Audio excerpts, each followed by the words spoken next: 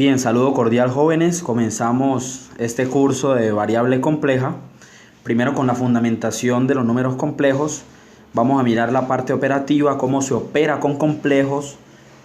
Y luego vamos a mirar qué sucede cuando relacionamos complejos mediante funciones, que es donde nosotros podemos determinar todo lo relacionado con las diferentes funciones entre complejos, calcular sus aproximaciones a diferentes puntos en el plano complejo, es lo que se conoce como el límite. Luego miramos lo de la derivada, integración y por último sucesiones y series.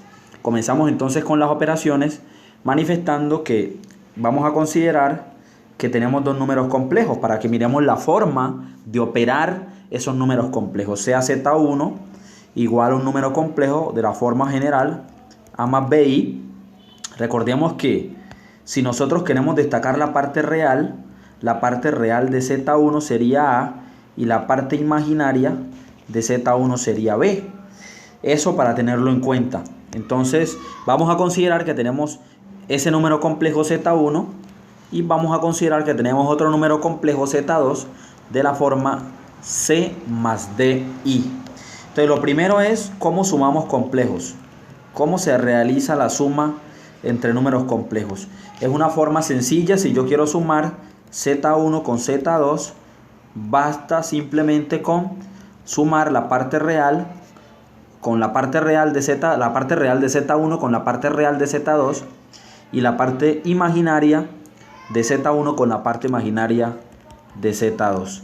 Matemáticamente esto lo podemos expresar de la siguiente forma. Esto es A más C sumado con la parte imaginaria, ¿sí? Donde I es el factor común de la expresión B más D. Lo mismo sucede si nosotros queremos restar complejos. La resta pues la podemos efectuar de la siguiente forma.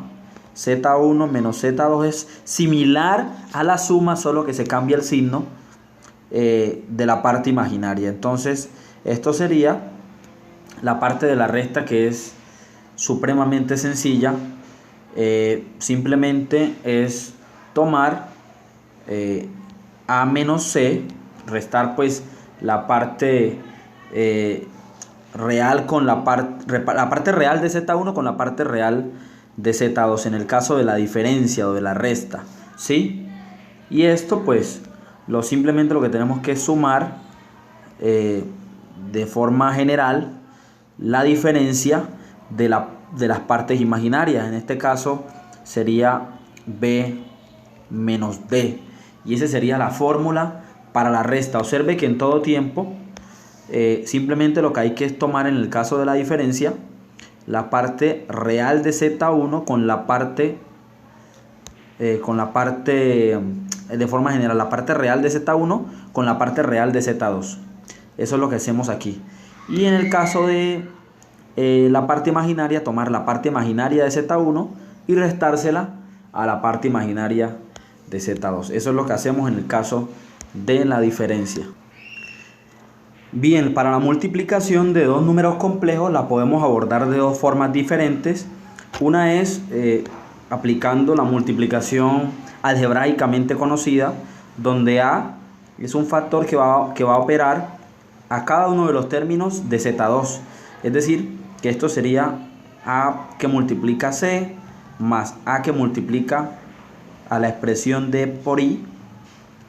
Y esto sumado con lo mismo hacemos con la expresión imaginaria, en este caso BI, que multiplicaría a C y multiplicaría a DI también, es decir, más BI que multiplica a C más, hay que recordar, esto es B que multiplica a D, y hay que recordar que I por I, que sería I cuadrado, es igual a menos 1.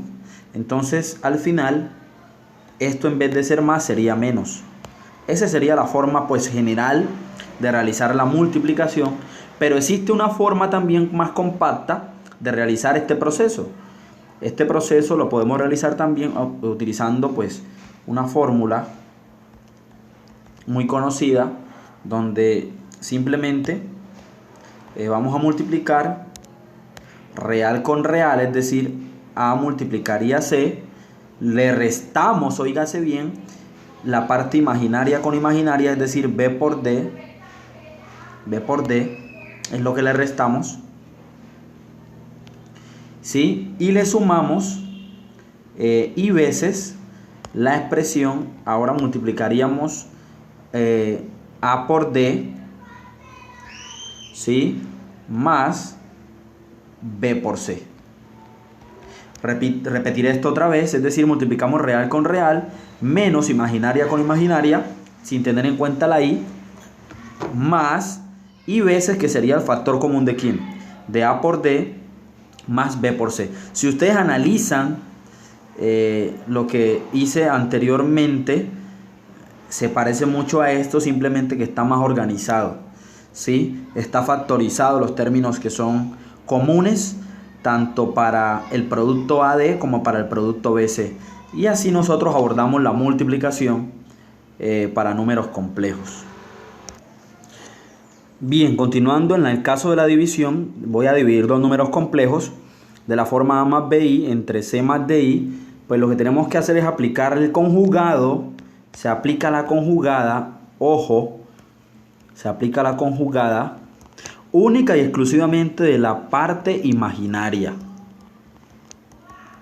¿sí? A la parte imaginaria es que yo voy a cambiarle el signo.